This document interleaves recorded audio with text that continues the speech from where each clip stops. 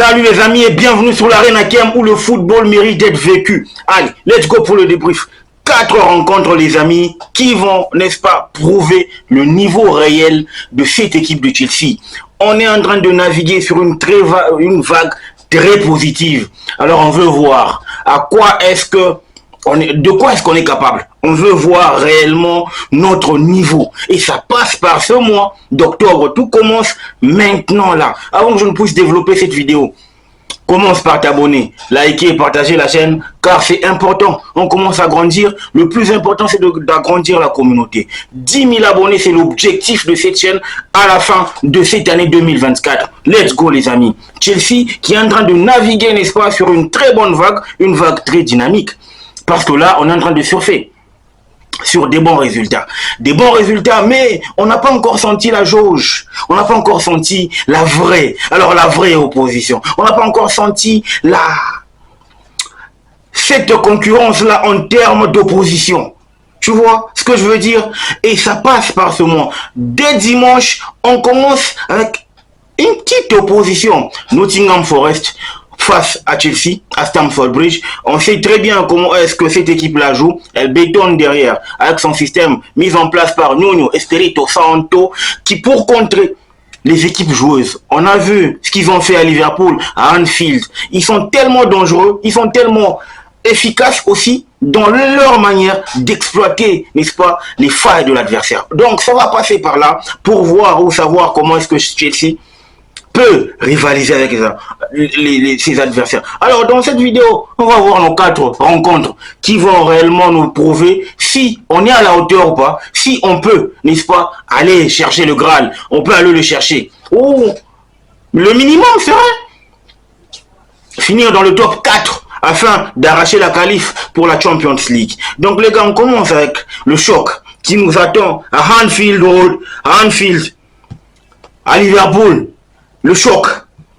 Ancelotti est en train de naviguer sur une très bonne vague également avec, mis à part le naufrage qu'il a connu face à Nottingham Forest. Je peux dire que cette équipe de Liverpool, elle est bien lotie, bien taillée pour nous causer des problèmes. Ça va être le premier gros challenge, le premier gros test. Je ne dis pas qu'on va flancher. Je ne dis pas que on va être martyrisé, mais seulement que je dis dans l'optique de cette vidéo, c'est réellement ces rencontres-là qui vont nous montrer réellement si on a atteint un certain seuil, si réellement l'équipe a progressé, si réellement on est en train de trouver une certaine dynamique, si réellement cette équipe-là peut faire des grandes choses. Parce qu'on a vu qu'on a marché sur des équipes en tout cas réputées et coriaces, entre autres Brighton, West Ham. Là on aimerait voir du lourd. Liverpool pour lancer déjà ce mois d'octobre, parce qu'on a un gros mois. Tout commence à partir du mois d'octobre. On joue à partir du mois d'octobre du 20 jusqu'au mois de novembre le 10. Donc dans cet intervalle là on va jouer 4 rencontres. On a Liverpool, choc à Anfield Road, je l'ai dit. Ancelotti, il a en tout cas hérité d'un bon groupe, d'une très bonne équipe, en tout cas taillée, bâtie par Jürgen Klopp. Donc en gros, il est sur une très bonne dynamique par rapport à ce que lui a légué Jürgen Klopp. Et quand tu regardes Chelsea qui arrive avec un vent nouveau, qui arrive avec un groupe vraiment des bébés, des jeunes joueurs qui ont du potentiel, la hargne de vaincre et qui ont surtout la rage. Ça va vraiment être un sacré challenge à Anfield. Moi je me dis, par rapport à la qualité que l'on est en train de ressortir aujourd'hui, je pense qu'on posera beaucoup plus de problèmes à cette équipe de Liverpool, même si elle partira favorite lors de cette rencontre. Deuxième rencontre, les amis, on joue Newcastle. On a vu comment est-ce que Newcastle, c'est une équipe qui attaque et elle se fatigue jamais. Donc en gros, on va se rendre compte que on va pas jouer une équipe attentive. On va jouer une équipe qui sera, qui sait ce qu'elle veut. Une équipe qui a en tout cas des automatismes depuis pas mal de temps, parce que leur colonne vertébrale, Elle est là depuis pas mal de temps. Sandro Tonali, la force. Bruno Guimaraes, le leader. Joelinton, le bagarreur. Donc, en gros, ce trio-là du milieu, on les a jaugés lors de la saison précédente avec Pochettino. C'est vrai, on a eu à batailler avec eux, mais seulement que avec Eddie Howe à la tête de cette équipe, nous, c'est une toute nouvelle philosophie qui commence avec Enzo Maresca.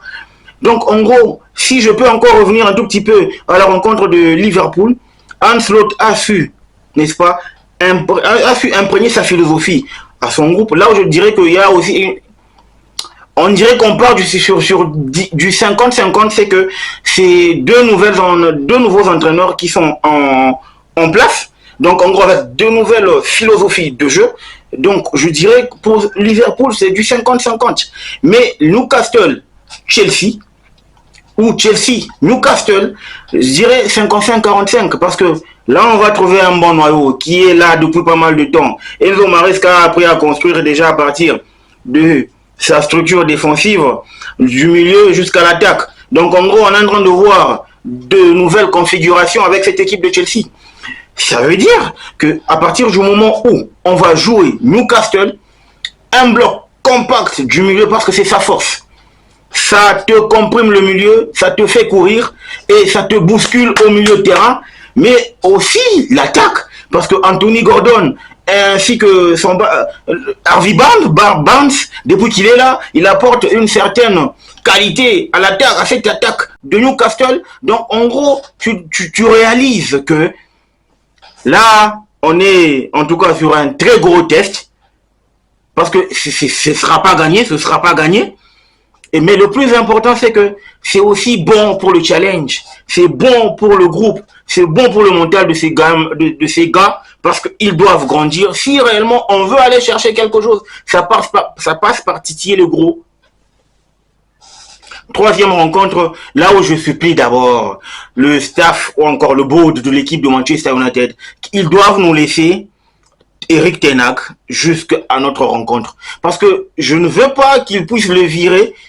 Ça va insuffler en tout cas un vent nouveau et ça va apporter un changement de mindset et ça va créer encore des problèmes parce que ça va nous demander beaucoup trop pour venir à bout de cette équipe de Manchester United. Mais là, je pense que sur cette équipe de Manchester United, on part pour des favoris parce que là, on se positionne comme étant l'équipe qui montre quand même quelque chose en termes de progression, n'est-ce pas, dans le jeu, dans la structure, dans l'organisation, dans les points, etc. Donc, tu te rends compte qu'il y a quand même une équipe qui se dégage par rapport à Manchester United. C'est le seul pronostic que j'ai en termes de positivité, c'est sur cette rencontre qui va nous opposer face à Manchester United.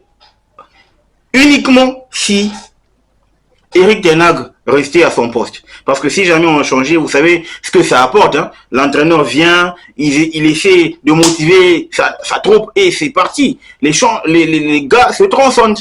Et là, je ne veux pas vraiment arriver à ce stade-là. Quatrième rencontre, les amis. Chelsea contre Arsenal à Stamford Bridge. Donc, vous comprendrez qu'on a deux rencontres à l'extérieur et deux rencontres choc à domicile.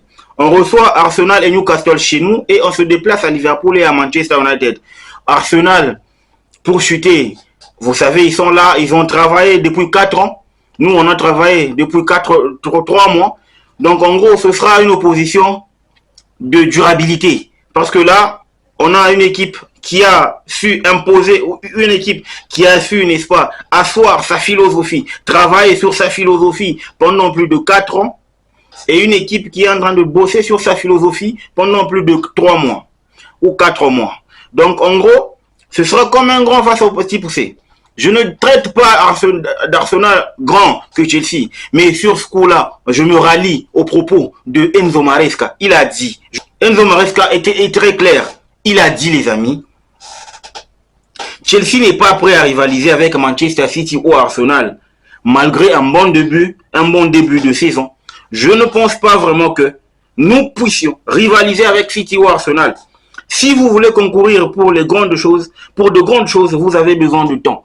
Évidemment, je vais, n'est-ce pas, m'aligner sur ces mots pour dire que même si durant ou encore lors de ces 4 rencontres, je ne nous vends pas, n'est-ce pas, pour dire au plus au fond, pour dire que non, on ira comme étant en victime expiatoire. Je ne dis pas cela, mais seulement en termes de réalisme, on peut arriver à arracher quelques points, 6 au minimum. Pour moi, je dirais, Man U, c'est dans la poche. Liverpool, on peut faire quelque chose. Mais Arsenal va être battu. Mais seulement, je ne veux pas mettre de la pression sur le groupe. Seulement, je dois, n'est-ce pas, m'aligner sur ce que dit Enzo Maresca. Il est tout à fait clair que là, franchement, c'est une équipe qui est en train de sortir. C'est une équipe qui est en train de progresser. C'est une équipe de Chelsea qui est en train de montrer des choses positives. Mais seulement que ce sont des choses positives qui sont en train d'être implémentées progressivement. Et c'est un groupe qui est aussi en train de s'unir pour pouvoir, n'est-ce pas, exploiter tout leur potentiel afin de nous offrir quelque chose de concret d'ici à la fin de la saison. Donc, quand je regarde ces 4 rencontres, c'est juste pour nous montrer à quel niveau on est, à quel stade on est par rapport à nos concurrents, par rapport à nos adversaires, par rapport, n'est-ce pas, à d'où nous venons. Oui, nous venons de loin, bien sûr, mais est-ce qu'on a gravi un certain palier avec Enzo Maresca? On a gravi un certain seuil avec Enzo Maresca. Est-ce qu'on a essayé de montrer un peu plus de pragmatisme, de qualité par rapport à ce qu'on était avant? Ce sera ça l'objectif ou le rôle de ces 4 rencontres pour pouvoir voir clair, tu vois? Même si on va pas mettre de la pression sur les gars pour dire que non, les gars, on a besoin de minimum 12 points en dehors du match contre Nottingham Forest. Voilà pourquoi je veux que le match du dimanche face à Nottingham Forest soit pour nous déjà qu'on reparte, n'est-ce pas, de la trêve internationale avec une victoire face à Nottingham Forest, à partir du moment où on reviendra pour préparer le match face à Liverpool, Newcastle, Manchester United ainsi que Arsenal. Au moins on aura à préparer ces rencontres-là avec de la bonne humeur, avec de la joie au sein du groupe parce que les victoires se suivent. Jusqu'à présent, on en est à 10 rencontres, les amis, sous Enzo Maresca, 7 victoires, 2 nuls et 1 défaite. C'est de bon augure. En tout cas, c'est bon pour la suite, c'est bon pour le moral. Maintenant, on doit aller avec ça. Question de pouvoir, n'est-ce pas, pérenniser cette bonne dynamique, pérenniser cette bonne ambiance de résultats qui règne au sein du groupe. Mais je dis, est-ce qu'on peut arriver à arracher 4 victoires pour ces 4 rencontres? Rien n'est impossible, les amis. Seulement, si jamais on ressortait de ces 4 rencontres avec minimum 2 victoires, en tout cas pour moi je dirais qu'on a progressé. Pour moi je dirais qu'on est en train de gravir les échelons. Pour moi je dirais on tient là un groupe qui peut aller chercher quelque chose. Mais seulement ce qui me donne, n'est-ce pas, les pronostics qui me donnent encore cette fierté-là de pouvoir être optimiste avec cette équipe, c'est le fait que on a de la joie dans notre façon de jouer maintenant. Et quand tu regardes l'équipe jouer, tu es heureux. Et cette équipe dégage de la joie. Cette équipe-là fait bien circuler le ballon. Et c'est important de le souligner. Donc les amis, dites-moi ce que vous en pensez en commentaire. N'oubliez pas de vous abonner, de liker et de partager la chaîne. Le football mérite d'être vécu. Ciao.